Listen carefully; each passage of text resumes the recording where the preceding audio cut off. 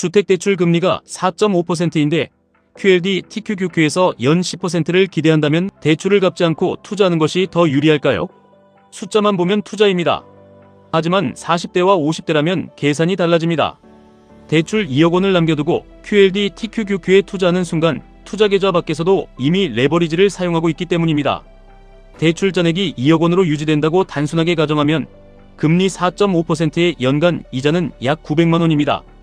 대출을 상환하면 세금과 시장 방향에 관계없이 이 부담을 줄일 수 있습니다. 중도상환 수수료와 연말정산 공제 여부는 따로 확인해야 하지만 대출 상환은 세후 4.5%에 가까운 확정 효과를 얻는 선택입니다. 반대로 2억 원을 투자해 연 10%가 나온다면 첫해 기대 수익은 2천만 원입니다. 대출이자 900만 원보다 1,100만 원 많습니다. 이 숫자만 보면 대출을 유지하고 투자하는 것이 맞아 보입니다.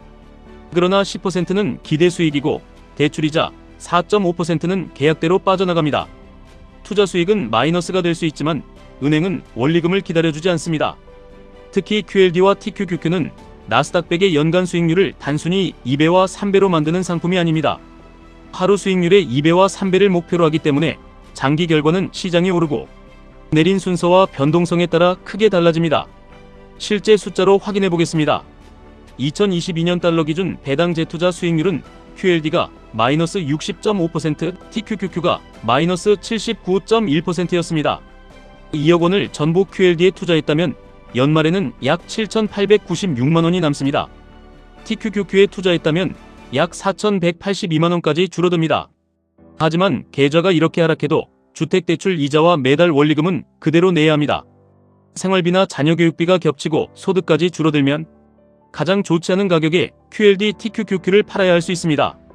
그런데 바로 다음 해인 2023년에는 QLD가 117.7%, TQQQ가 198.1% 상승했습니다. 엄청난 반등입니다.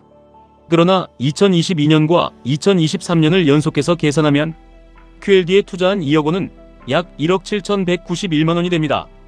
TQQQ에 투자한 2억 원은 약 1억 2,464만 원입니다.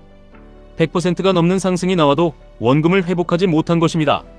마이너스 60%는 150%가 올라야 원금으로 돌아옵니다. 마이너스 80%는 400%가 올라야 회복됩니다. 하락장에서 대출 때문에 계좌를 팔면 이후 반등에 참여할 원금 자체가 사라집니다. 40대와 50대에는 이 차이가 중요합니다. 월급이 계속 나올 때는 대출을 내면서 하락을 기다릴 수 있습니다. 하지만 퇴직이나 건강 문제로 소득이 줄면 같은 대출도 훨씬 무거워집니다. 주택대출 월 상환액이 120만 원이라면 은퇴 후 필요한 현금 흐름이 매달 120만 원 늘어납니다. 1년이면 1,440만 원입니다. 연 4% 인출을 기준으로 같은 현금 흐름을 만들려면 약 3억 6천만 원의 투자 자산이 필요합니다. 다만 이것은 월 고정비의 크기를 비교하기 위한 숫자입니다. 실제 필요 금액은 남은 대출 기간과 원금과 상환 방식에 따라 더 낮아질 수 있습니다.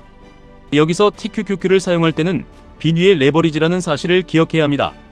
주택대출 2억 원이 있는 상태에서 TQQQ 1억 원을 보유하면 가계 전체로는 부채와 투자 레버리지가 동시에 존재합니다. 계좌 안에서 TQQQ 비중이 20%라서 안전하다고 느껴져도 집과 대출을 포함한 전체 자산표에서는 위험이 더 큽니다. 주택 가격이 하락하고 QLD, TQQQ도 하락하며 소득까지 줄어드는 상황을 한 번에 계산해야 합니다. 2022년처럼 금리 부담이 커지는 시기에 기술주 계좌도 함께 하락할 수 있기 때문입니다. 금리가 낮게 고정돼 있고 소득이 안정적이며 2년치 원리금과 생활비가 준비돼 있고 투자 기간이 15년 이상이라면 대출을 유지하면서 장기 투자를 병행할 수 있습니다. 반대로 변동금리가 높고 퇴직이 5년 안에 있으며 비상금이 부족하다면 기대 수익률보다 부채를 줄이는 편이 계좌 생존에 도움이 될 수 있습니다. 실전에서는 한쪽만 선택할 필요가 없습니다. 매달 여유자금이 200만 원이라면 100만 원은 대출원금 상환에 사용하고 나머지 100만 원은 QLD 중심의 장기 계좌에 투자할 수 있습니다. 보너스가 들어오면 TQQQ를 추경 매수하기 전에 대출금리와 중도상환 수수료부터 확인합니다. 결정하기 전에 세 가지를 점검하십시오. 첫째, 대출금리가 2%포인트 올라도 생활비와 자녀교육비를 유지할 수 있는가? 둘째, QLD, TQQQ가 50% 이상 하락해도 원리금을 2년간 낼 수 있는가? 셋째, 5년 안에 퇴직해도 집을 팔지 않고 버틸 수 있는가? 하나라도 어렵다면 투자보다 대출 상환에 더 많은 돈을 배정해야 합니다. 대출 상환은 화려한 수익률을 보여주지 않습니다. 하지만 매달 빠져나가는 돈을 줄이고 하락장에서 QLD, TQQQ를 팔지 않아도 되는 시간을 늘려줍니다. 40대와 50대의 자산 관리는 계좌 수익률 경쟁이 아닙니다. 퇴직 뒤에도 유지할 수 있는 가계 구조를 만드는 일입니다. QLD, TQQQ를 살지 대출을 갚을지 한쪽만 선택하지 마십시오. 확정된 4.5% 부담과 불확실한 투자 수익을 구분하고 두 가지를 끝까지 감당할 수 있는 비율로 나누십시오. 지금까지 1분 투자 하이젠버그였습니다.